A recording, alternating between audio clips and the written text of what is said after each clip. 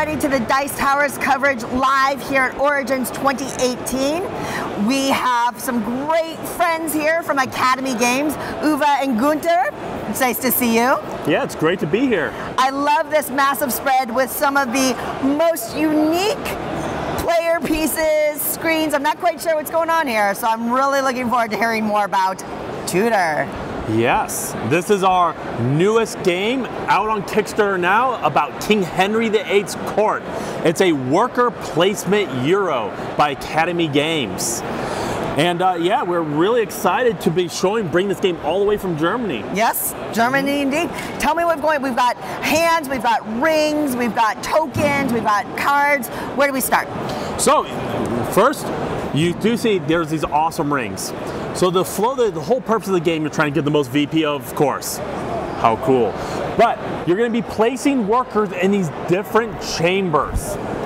And then after you place your workers, you'll then take turns placing your lords in one of the lord seats.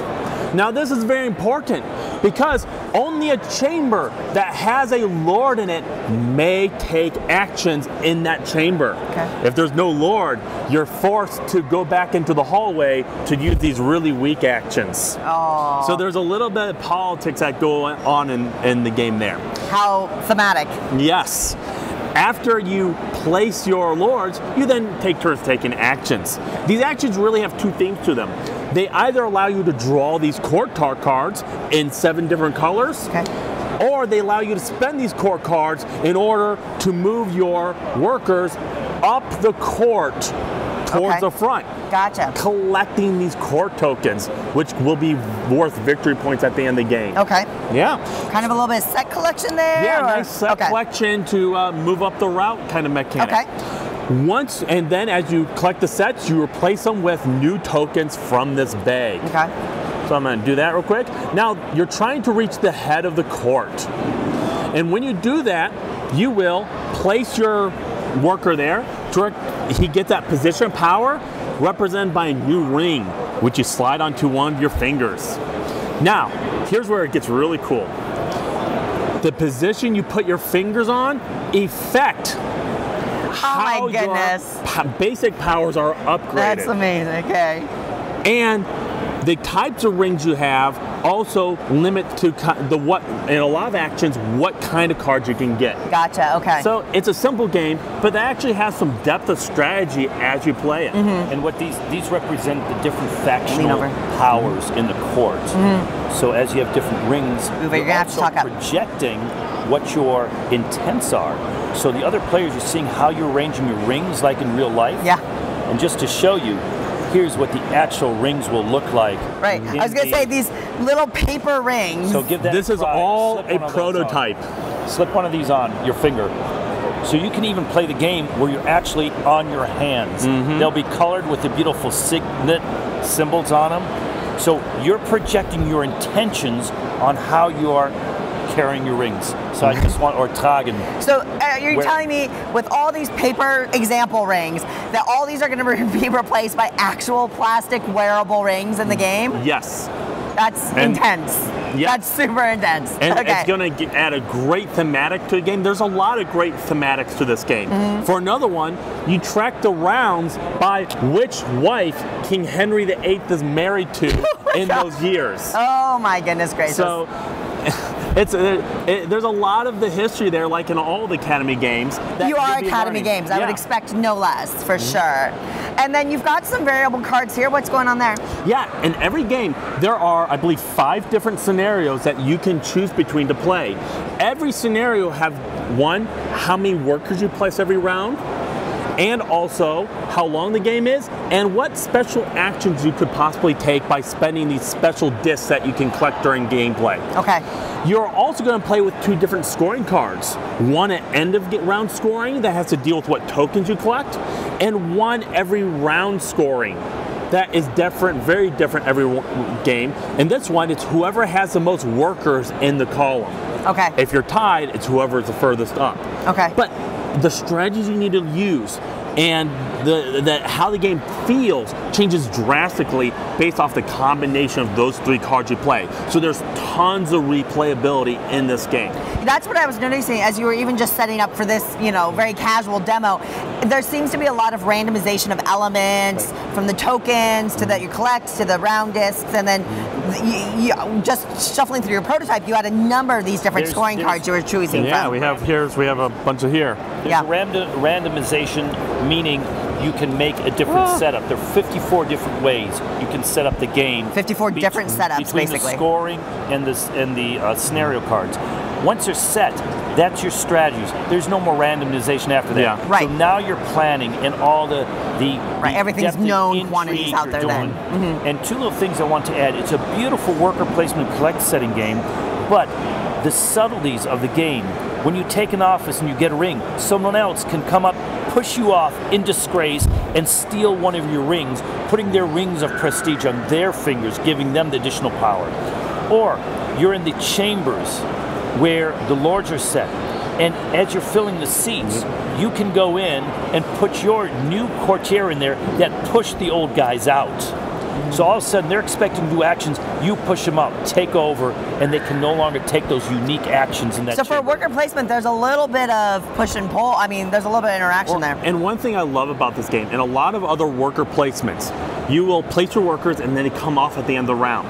Right. In this game, your workers stay there and you keep using them until they get pushed out of the audience and they kind of escalate up as you go, so you're both doing the short-term strategy and you're also planning for your long-term strategy at the same time. Wow. And in this scenario, as you can see right over here, it's all pictured, so it's language independent. But if you play an intrigue marker, you can exchange the black circles, the seats of where you are in your chamber.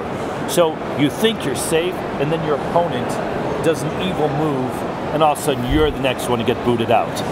So you can play either as very nice, everybody gets along, but this is England and King Henry VIII, so there was a little bit of intrigue. The House of Tudor was definitely not necessarily the friendliest place in the world. Definitely. Awesome, and so this is on Kickstarter right now? Yeah, right now, in addition to these awesome plastic rings that come in all the base games, all Kickstarter backers will get the exclusive miniature upgrades. They'll upgrade the wooden meeples and lord pawns to courtier worker miniatures that are 28 millimeters tall, and then lord miniatures that are 32 millimeters tall. And those are going to be Kickstarter only things. Exclusive. So there's 72 miniatures. 72 miniatures. They're beautiful, high sculpted. I mean, people know our miniatures are. You always have high quality components for sure. They're paintable. Yeah, I want to add that we have these flimsy little paper screens. Yeah. These are going to be really thick cardboard. Sure. They're going to be nice and heavy. Well, they have to stand up to the weight of all these plastic rings you're going to be throwing on them. Yeah, these are going to be 2.8 high density core board with plastic PP lamination on both sides. So we're going. It keeps it from out. wearing. From wearing, they're sturdy, they're heavy, they don't move. These move a little. So the rings fit on, they have those beautiful slots in there. Yep.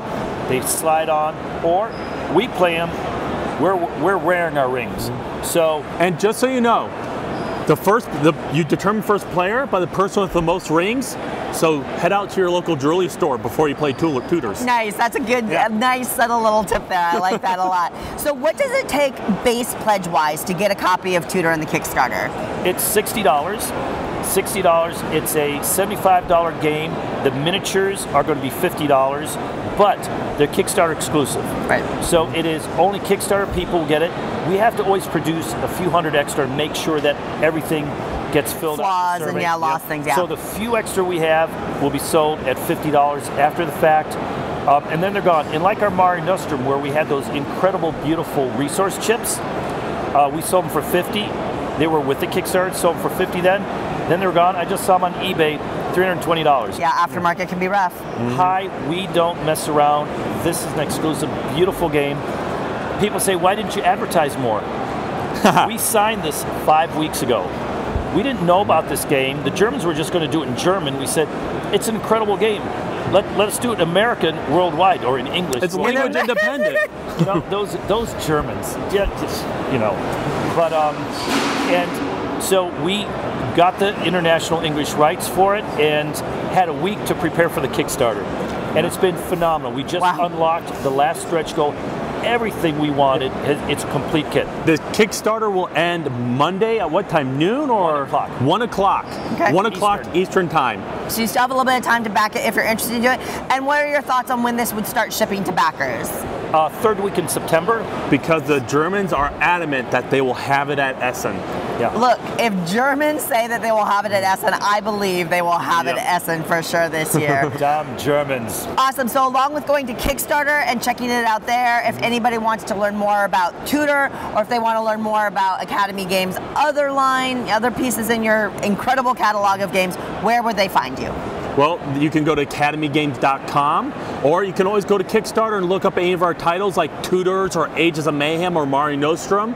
Or you can always come to one of the conventions at Origins or Gen Con and try the games out in our booth. And Tudors is available in English und wir werden es auch auf Deutsch herstellen. Awesome. It's always a pleasure to have you on the Dice Tower. Thank you so much, everybody. Thank you for joining us to look at Academy Games and Tudor. We hope that you're enjoying our coverage here at Origins. Stick around. We have even more games and publishers to show off in just a few minutes. Bye.